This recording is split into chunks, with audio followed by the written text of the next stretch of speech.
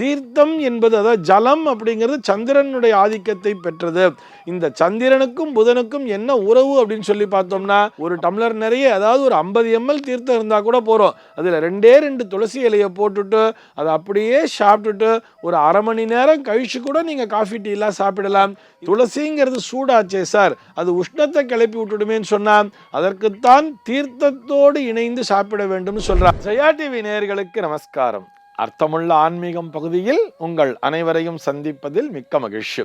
இன்னைக்கு நம்ம என்ன பார்க்க போறோம் சொல்லி பார்த்தோம்னா, துளசி தீர்த்தம் அருந்துவதால் உண்டாகும் நன்மைகள் என்ன அப்படிங்கிற ஒரு கேள்விக்கான விடையைத்தான் பார்க்க போகிறோம். துளசி அப்படின்னு சொன்னாலே இது பிரதானமான ஒரு மூலிகை செடியாகவே பார்க்கப்படுகிறது. நம்ம எல்லார் வீட்லேயுமே கண்டிப்பாக இந்த துளசி மாடம் என்பது இருக்க வேண்டும். வீட்டிலே துளசியை வளர்க்க வேண்டும் சொல்றா.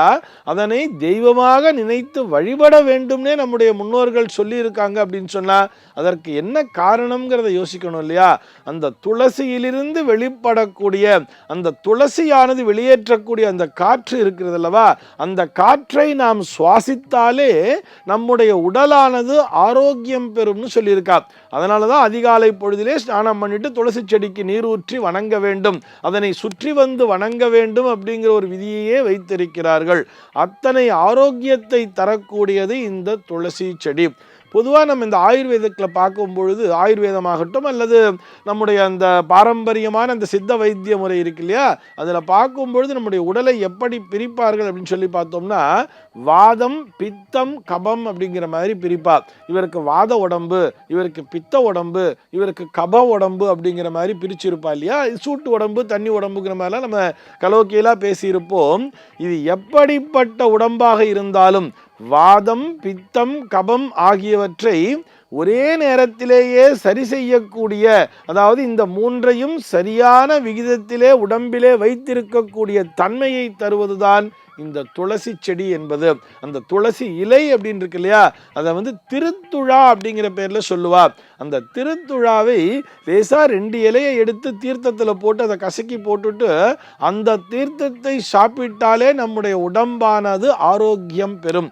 குறிப்பாக நரம்புகள் என்பது வலுப்பெறும் அப்படின்னே சொல்றார். இந்த நரம்பியல் சார்ந்த பிரச்சனைகளை உடையவர்கள் தினந்தோறுமே இந்த துளசி தீர்த்தத்தை பருகி வரலாம். துளசிங்கிறது சூடாச்சே சார், அது உஷ்ணத்தை கிளப்பி விட்டுடுமேன்னு சொன்னா அதற்குத்தான் தீர்த்தத்தோடு இணைந்து சாப்பிட வேண்டும் சொல்றார்.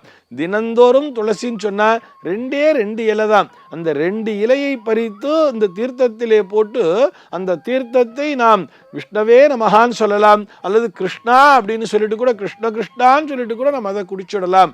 அப்படி சாப்பிடும் பொழுது நம்முடைய உடம்பானது நிச்சயமாக ஆரோக்கியம் பெறும். நவ கிரகங்களை பொறுத்தவரை புதன் என்கின்ற கிரகத்தினுடைய தாவரமாகத்தான் இந்த துளசி தளத்தினை சொல்கிறார்கள். புதனுடைய அதிதேவதையாகத்தான் விஷ்ணுவை சொல்வார்கள். பிரத்யதி தேவதையாக நாராயணன் என்கின்ற அதே விஷ்ணுமூர்த்தத்தினுடைய மற்றொரு உருவத்தையும் சொல்வார்கள். புதன் என்று சொன்னாலே நமக்கு அந்த பச்சை நிறம் என்பது நினைவிற்குள் வந்துவிட வேண்டும். பச்சைமா மலை போல் மேனி பவளவாய் கமலச்செங்கன் என்றுதானே பெருமாளை நினைத்து பாட்டு பாடுவார்கள்.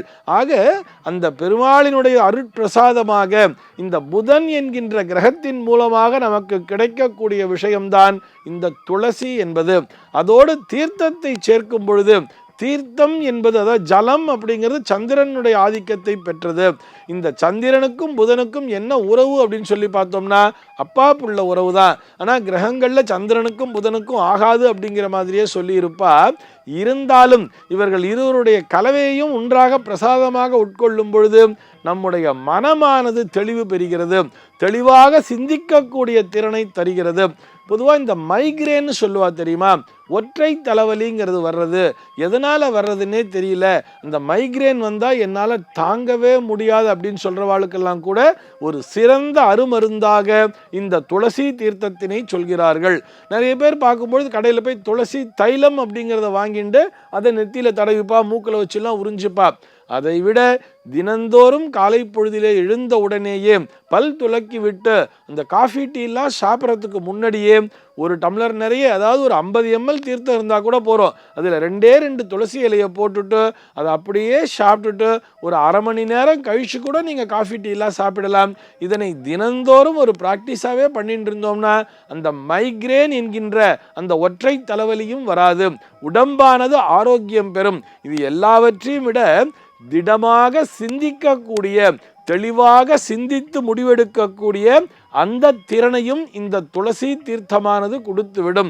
இதற்கு காரணம் என்ன அப்படின்னு சொல்லி பார்த்தோம்னா, அந்த புத்தி காரகன் அப்படின்னு சொல்றோம் இல்லையா, அந்த புத்தி காரகனாகிய அந்த பிரசன்ஸ் ஆஃப் மைண்ட் அப்படிங்கிற ஒரு விஷயம் இருக்கு இல்லையா, அதனை தரக்கூடிய அந்த புதனுடைய ஆதிக்கம் பெற்றதுதான் இந்த துளசி என்பது.